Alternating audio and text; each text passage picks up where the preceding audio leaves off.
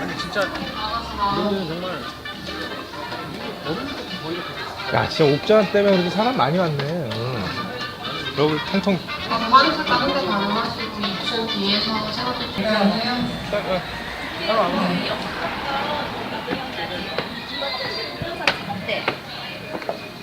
여기는 1층 맨 뒤거든요. 올려드려요. 네. 이것도 요즘 인기야. 47m. 옥자. 저는 지금 옥자라는 영화를 보러 왔습니다. 애가극장이 동네 극장인데요. 아, 진짜 한 뭐 10년 안 온 지 10년이 넘게 한데 오게 됐네요. 감흥이 있습니다. 이대한 스파이더맨 아니까 이대 아이언맨 아니면 이런 게 있었는데 이대 아이언맨 여자예요. 흑인 여자예요. 정말 정해졌어요. 그 만화책에 나와요.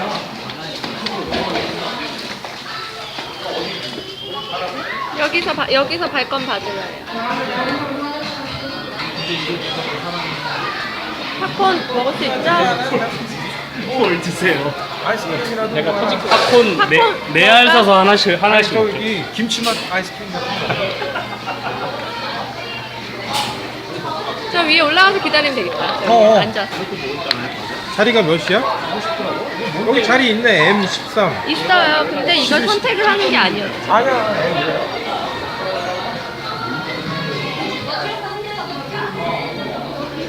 여기네. 2층인가 봐요? 여기야. 10, 11, 12, 14. 여기 딱 좋게 했네. 2층이네요, 2층. 또 정지선을 지키는 것만으로도 교차로 내에서의 교통사고 사망자의 절반으로 줄일 수 있거든요. 인천경찰청의 생명띠 생명선 캠페인에 여러분도 괜찮은데요? 안전한 인천을 만들기 위한 인천경찰의 노력은 앞으로도 계속됩니다. 시민과 함께하는 공감받는 인천경찰 파이팅!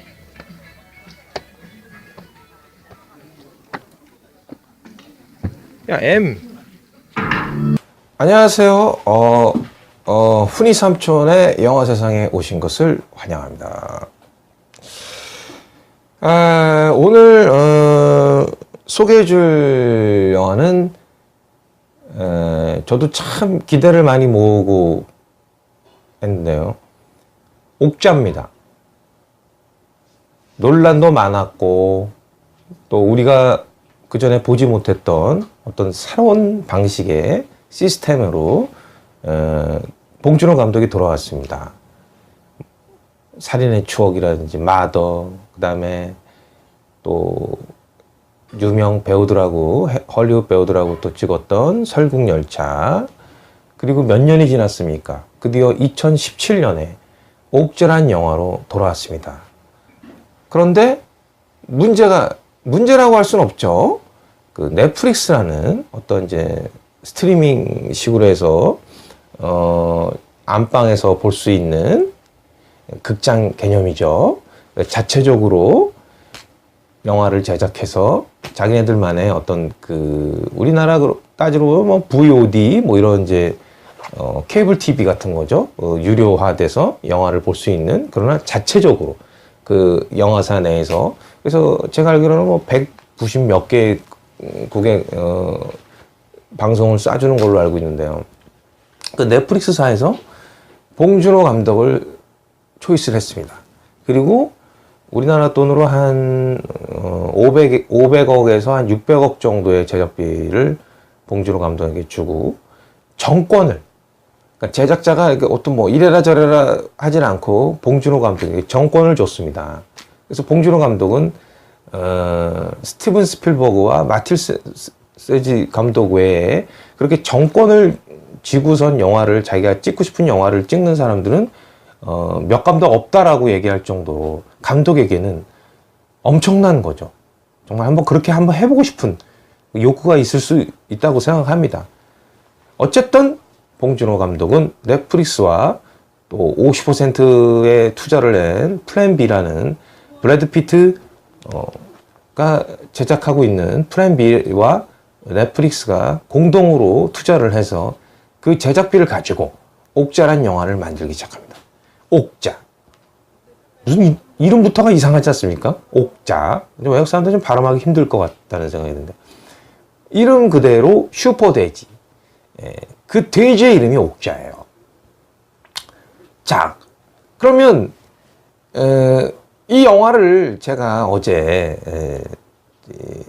보러 CGV나 메가박스가 아닌 멀티플렉스가 아닌 동네 유일하게 인천의 어떤 그 중구의 동네 극장이죠.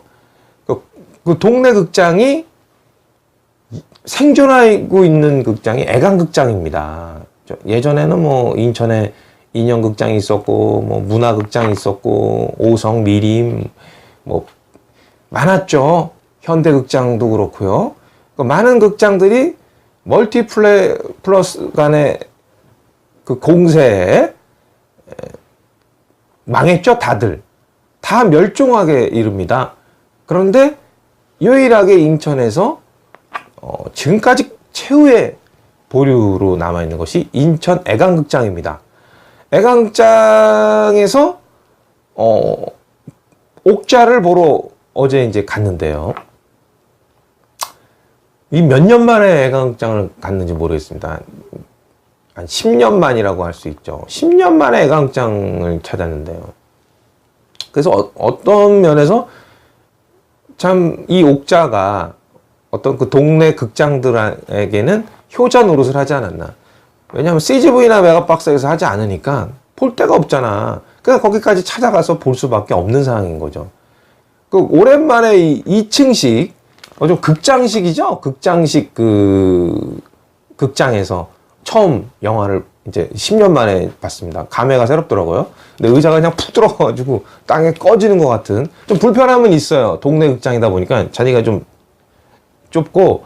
근데 이제 2층에서 어떤 라운지에서 보는 것 같이 이렇게 좀 그런 이제 극장을 보는 것 같은 느낌은 있어요. 이렇게 분리돼 있잖아, 1, 2층이. 옛날 극장들은.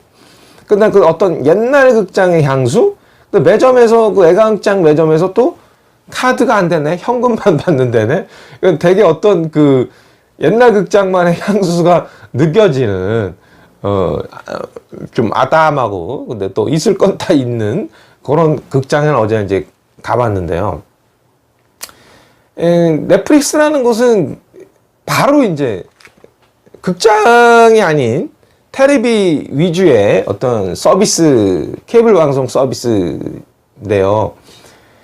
넷플릭스에서 이제 봉준호 감독을 이제 픽업을 한 거죠. 그 수백억에 달하는 제작비를 주면서 옥자란 영화, 이제 마음껏, 네가 찍고 싶은 영화 마음껏 찍으라고 그랬대요. 그래서 이제 봉준호 감독 신나서 찍었는데 계약 조건이 그래도, 몇 나라에서는 극장 개봉을 해주게 해달라. 그렇게 했습니다.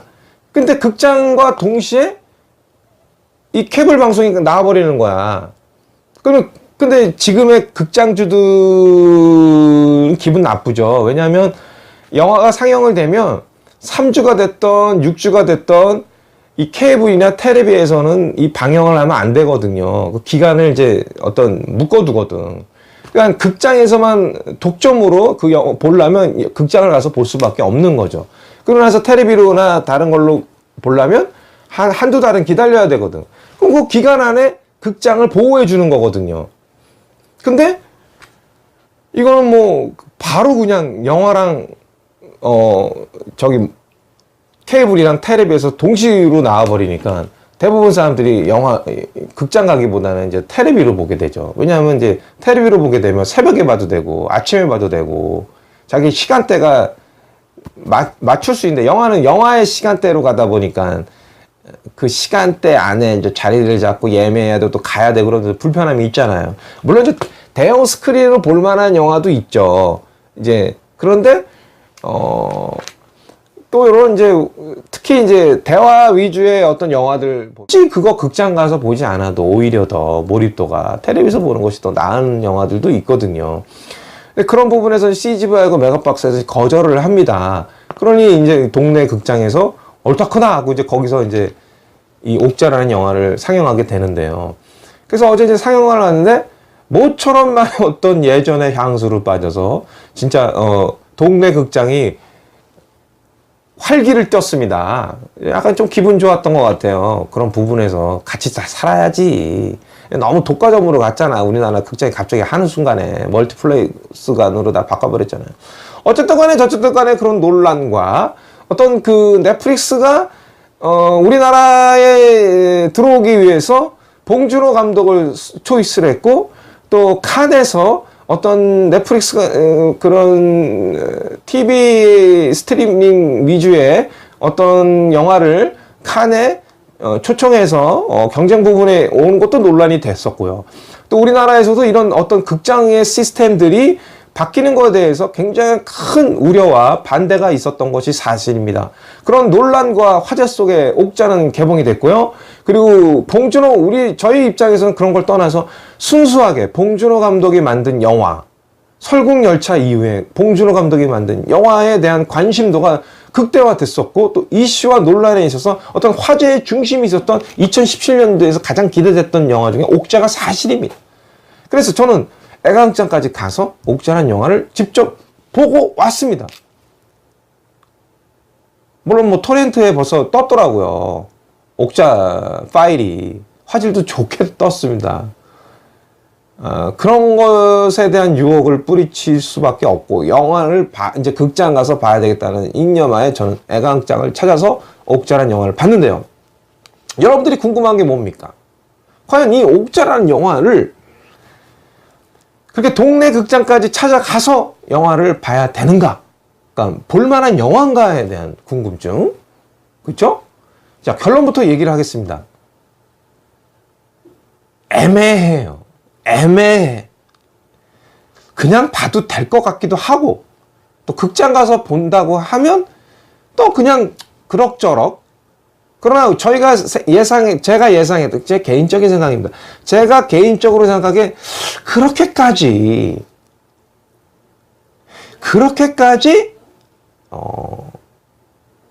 잘 만든 영화인가라는 생각이 들어요. 좀 아쉬웠어요. 그러니까 이 영화가 어떤 이제 초반에 이제 옥자와의 이제 미자와의 그 강원도 산골에서 알콩달콩하게 서로의 이제 어떤 우정과 어떤 사랑이 싹트는 또 그런 장면을 찍기 위해서 이제 강원도 씬이 많이 나와요.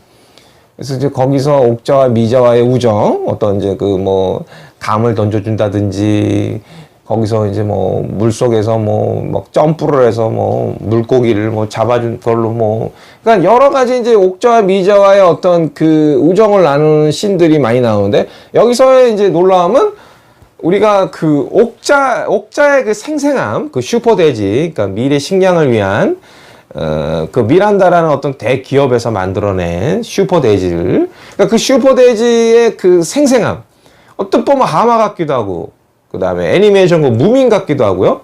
어떻게 보면 코끼리 같기도 하고, 돼지 같기도 하고, 막 섞어놨어. 등치가 커. 그런 어떤 옥자가, 미자와의 그 강원도의 그 어떤 이제 풍경을 배경으로 해서 이제 막 이렇게 어울리는 모습들. 그런 것이 참 이제, 한 20-30분 정도 이제 펼쳐지고, 나중에는 이제 데려가죠. 데려가는데 이제 하룻밤 서울에 머물게 되고, 그 다음날 이제 유혹으로 이제 데려가는데, 이제 그 미자는 옥자를 구하러 간다는 거. 이거 다 예고편을 통해서 다 아는 내용이죠. 그래서 이제 구하러 가는 데서 우리가 대부분의 그 예고편을 보면 막 미자가 막 트럭에 막 매달리고 막 떨어지려고 그러고 막 뛰어가고 옥자야! 그러면서 찾으러 가고 이랬던 모든 액션 부분들이 사실은 초중반에다 나옵니다. 초중반에 마치 그 봉준호 감독도 그런 얘기를 했어요. 미야자키의 애니메이션을 많이 재밌게 봤고, 네, 또 그 미래소년 코난에 대한 그 막 미래소년 코난이 모르겠어요. 요새 젊은 세대들 모르겠죠. 저희 세대만 해도 거의 뭐 열광할 수밖에 없는 애니메이션이었죠. 그 미래소년 코난의 그 코난이 그 어떤 원시, 그런 어떤 문명의 혜택을 받지 못한 그 아이가, 그 어떤 괴력, 그래서 뛰고 달리고 표창을 던지고 막 이랬던 어떤 다이나믹한 그 미래소년 코난의 모습을 담고 싶었다. 어느 정도 영향을 받았다라고 봉준호 감독이 그 인터뷰 중에 그런 얘기를 했어요. 미자는 시종인간 강원도 아이고, 체력도 좋고, 신선한 공기를 많이 써서 미세먼지가 좀 거기는 뭐 영향이 있지 않습니까? 그러다 보니까 폐활량이 많고 그 트럭을 쫓아갑니다. 옥자를 실은. 그래서 뭐 달려가고 매달리고 뛰고 뭐 막 난리가 나는데요.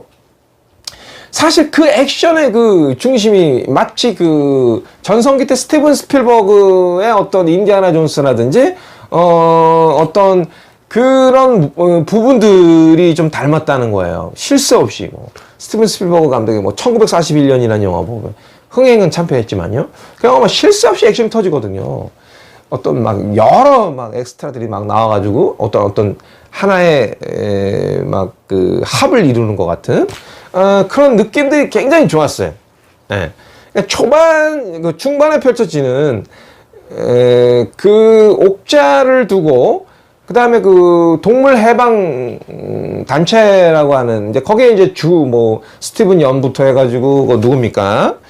폴 다노, 거기에 이제 릴리 콜리스, 요런 이제 얼리우 배우들이 이제 거기 그 동물 해방 연대라는 그 팀에 소속이 돼서 옥자를 구하려고 하죠.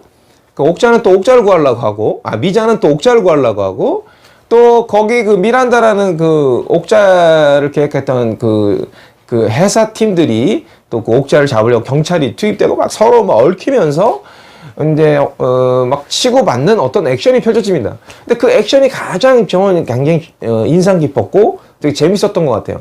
그러니까 이제 거기서 끝난 것이 아니라 또 막 그 지하 상가에서 막 펼쳐지는 그 액션 장면이 굉장히 다이나믹하고 그 음악과 어우러지면서 잘 연출되고 잘 만든 장면이 아닌가. 그래서 그런 분위기로 갈 줄 알았는데 옥자는 갑자기 이제 후반부로 가면서 되게 진지한 영화로 됩니다. 어떤 이제 정말 뭐 충격적인 장면들이 나오고요. 어떤 도살장의 장면이라든지 어떤 진짜 이제 옥자가 이제 우리 식량, 그러니까 하나의 이제 그 생명과 이런 거에는 관련 없이 정말 이제 먹기 위한 인간의 식량을 하기 위한 어떤 상품으로서의 옥자와 같은 친구들, 그 슈퍼 돼지들이 뭐 한두 마리가 아니에요. 그 많은 돼지들을 그냥 먹거리용으로 사육을 하는 그 도살장이라고 할 수 있죠. 그 공장에 대규모 공장으로 이제 나중에는 이제 미자가 찾아가게 되는데요. 그런 장면에서도 좀 더 액션과 어떤 그런 부분들이 없고 너무 쉽게 단조롭게 그냥 원샷 원킬로 끝났다는 느낌이 들어요. 그래서 영화 자체가 초중반에는 좀 재밌고 어떤 봉준호 감독의 유머와 어떤 활극에 가까운 액션이 이제 펼쳐지고 우왕좌왕한 어떤 어떤 막 정신없는 그런 것 속에서 어떤 그 안에 그 재미 어수선한 어떤 액션의 그 부분에서의 그 어떤 재미 부분이 있었는데 이제 후반으로 가면서 유혹으로 건너가죠. 유혹으로 건너가면서 약간 누주해지고 어떤 그냥 극사실주의라고 해야 되나요? 어떤 그 처절한 현실에 이제 봉착하게 되면서 우리가 이제 먹는 우리가 같이 사는 공존하는 동물들, 뭐 또 우리가 흔히 먹는 돼지고기, 또 소고기, 닭고기 그냥 막 먹잖아요. 그냥 맛있게 보이니까 먹잖아. 아무 생각 없이 그냥 그런 돼지고기 맛있다, 어떤 부위가 맛있다, 그걸 먹고 튀기고 매일 먹잖아요. 뭐 고기 좋아하는 사람들은 뭐 아침에 눈 뜨자마자 고기를 먹는다 그러는데요.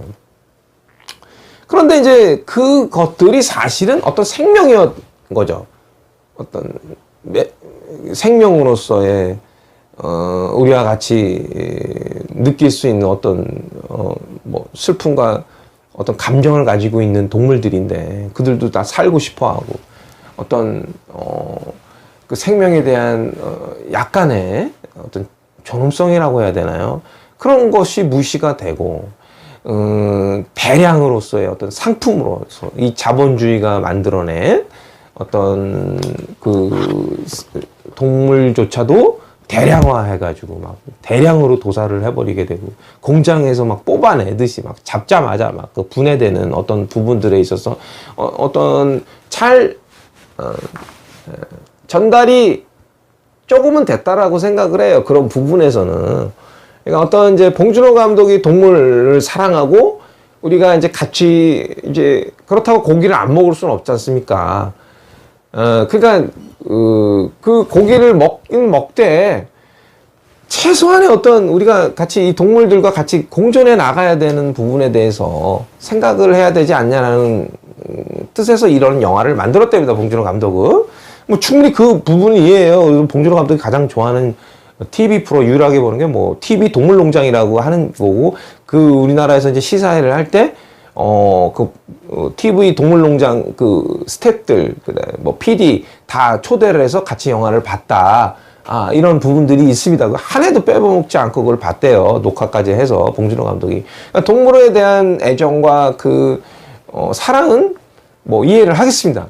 그러니까 어떤 그런 메시지는 이해가 되겠어요. 어떤 부분에 있어서 어떤 그 자본주의에 대한 또 어떤 좀 풍자하는 진짜 생명조차도 어떤 자본주의 안에 들어갔을 때는 참 이렇게 끔찍한 일들이 일어날 수 있겠구나라는 부분들에 있어서 자 그럼 영화적인 부분에서 봤을 때 영화적인 부분에서는 좀 아쉬움이 많이 남는 영화입니다.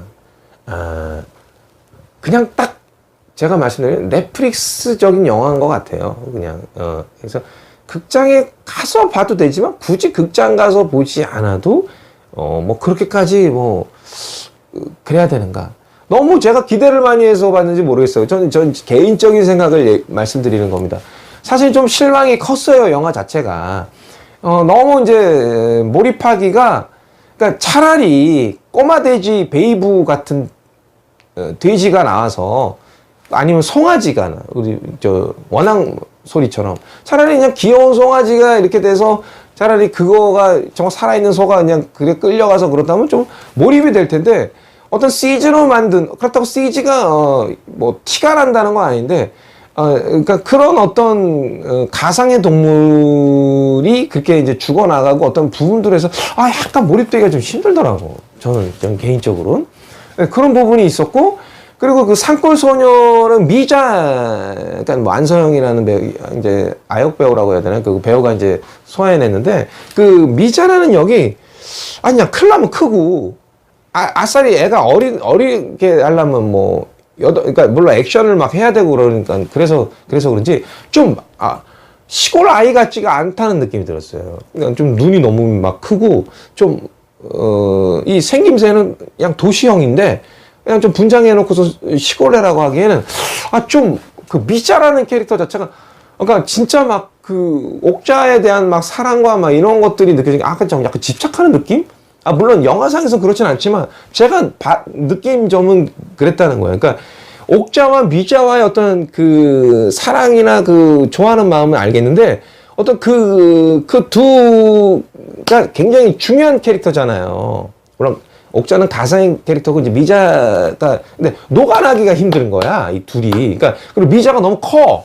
그러니까 크다 보니까 좀 징그럽다는 생각이 드나요?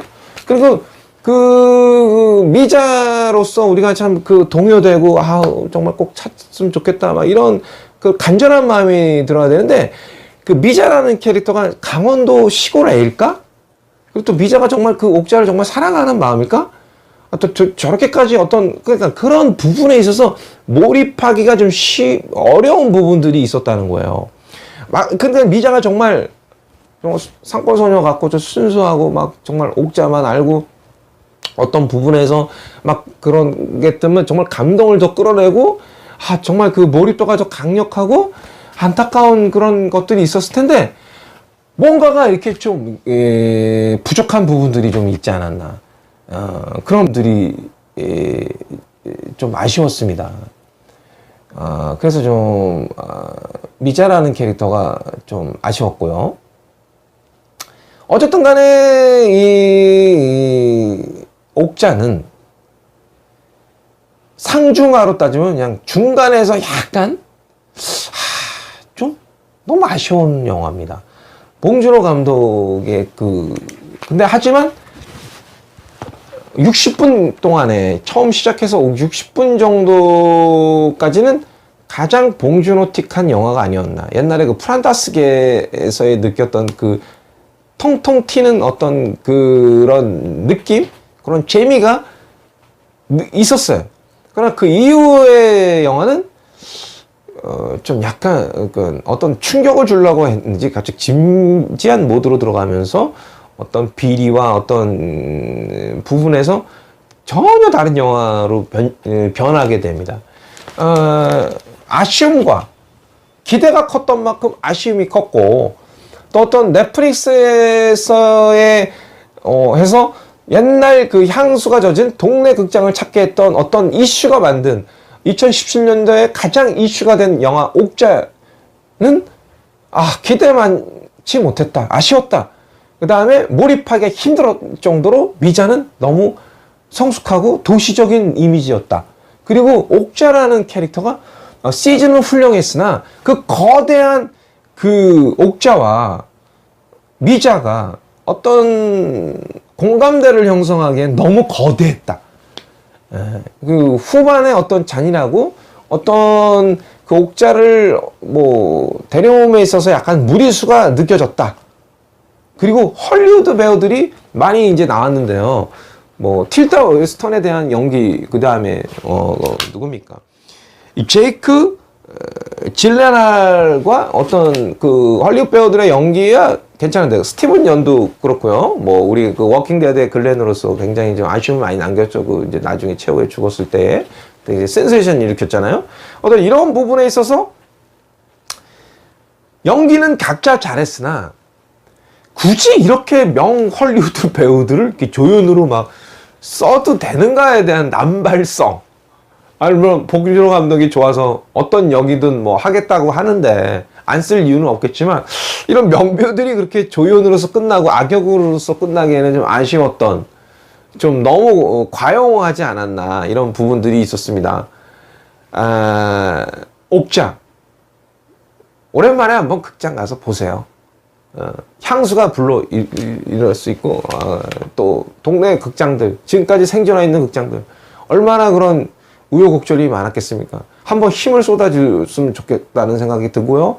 그러나 옥자라는 영화 자체가 과연 그렇게 작품성이 뛰어난 영화인가에 대해서는 한번 생각하고 싶고요. 또 재미 부분에서는 좀 약간 김 빠졌다, 후반에. 초반에 그런 재미의 흥분도가 후반에 너무 김이 빠졌고, 또 몰입하기 힘든 어떤 느낌이었습니다. 옥자 애매합니다.